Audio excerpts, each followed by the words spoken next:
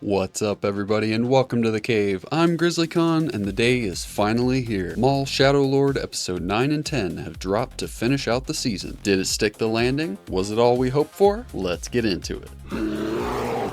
Well, I gotta say, it wasn't terrible. There were some pretty cool fights, and it came to a satisfying ending for season 1, for the most part. But before we get into why it may have fallen short, let's do a quick breakdown. Episode 9. Dryden Voss agrees to pick up Maul and company in exchange for killing the boss of Crimson Dawn, making Dryden the new boss. Maul agrees and suggests they find Devon and use Lawson to find a way out of the city for pickup. Maul sends Dreams to Devon to show her where they should meet to escape, all while still being pursued by the 11th brother and Marak. Barely an inconvenience. Lawson knows a way out of the city using the sewers, however, they come across a giant pool of toxic waste blocking their path. Luckily, there is a little hover platform to move them across 2 by 2, but all of a sudden, the Inquisitors, followed by a large squad of stormtroopers, crash the party. A fight ensues and several of Maul's crew are lost. The hovercraft breaks, but the remaining company make their way across, leaving the Empire stranded on The wrong side of the river!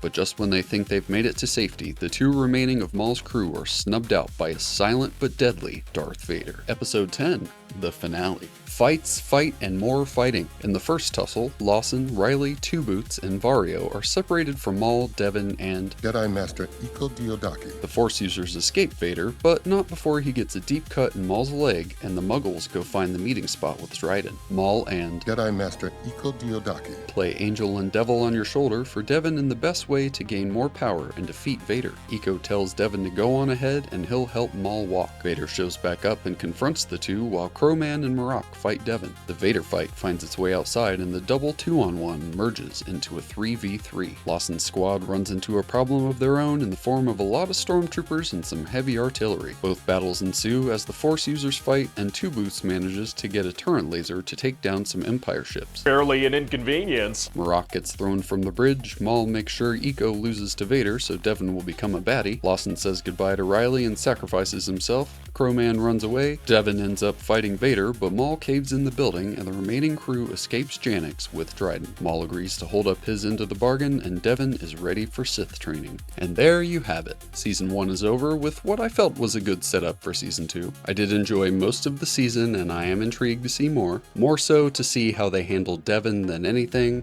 I enjoyed the finale more than the Season 1 finale of Bad Batch, so that's a plus. I will give these episodes their flowers where I think they deserve it. The action scenes did all look pretty damn good. I really enjoyed that Maul Walker kill. Sick. Definitely got some Starkiller vibes from that one. But unfortunately, that's about it. Barely an inconvenience. Seems to unfortunately be a big theme within these 2 episodes. I didn't love how the Inquisitors were able to just insta-track Maul and company as they're escaping from the city. I get that Marak, if not both of them, were using psychometry, but it just made it feel like it was way too easy a job. Maul suffers from his leg throughout the escape, but when it comes time to fight or run, he has no problem sprinting or running up walls to do acrobatics. That whole thing was very inconsistent. And don't get me started on Two Boots with the laser turret. He managed to take down an Imperial transport and Republic gunship with just a few shots. Meanwhile, the speeder that Devon stole in episode 8 was able to absorb all kinds of laser fire and impacting the ground and did little more than smoke.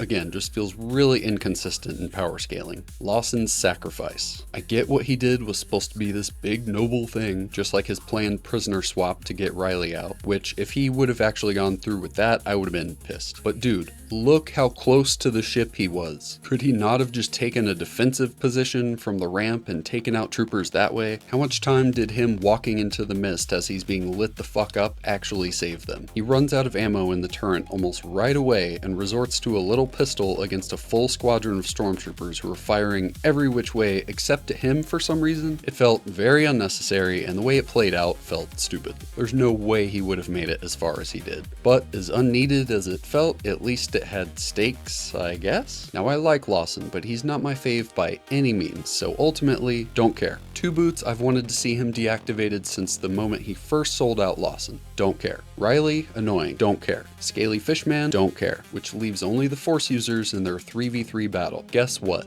There's even less stakes in this fight. I'd go as far as to say 0% stakes, and that is a huge problem to have in your final battle of your season. And they need to learn from this before they move on to season 2. From the moment this battle got lined up, I knew how it was going to end.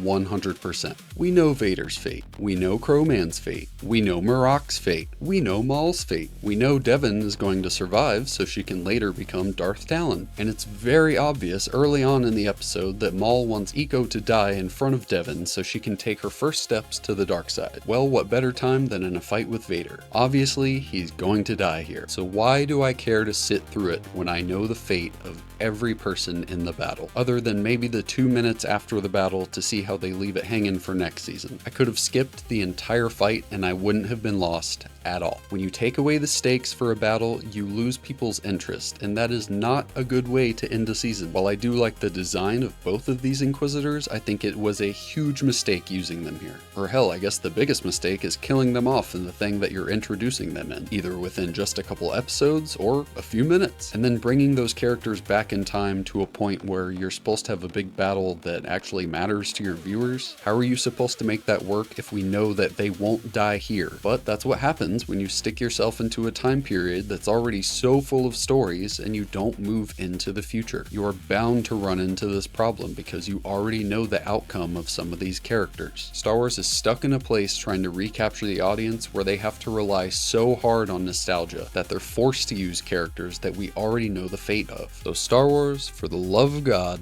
move into the future and make your own characters. So here's to next season and hopes that we can enjoy a fight where we don't know the outcome the moment we see it, and the future where a villain doesn't feel the need to cry. If you enjoyed the video, please be sure to smash that like button and subscribe to the channel so you never miss future content. We also have the Daredevil Born Again season finale coming up and you will not want to miss it. Also be sure to check out the channel Mondays at 12 p.m. Eastern for some gaming live streams. So until next time, I'm GrizzlyKaun, and remember, the cave is always open.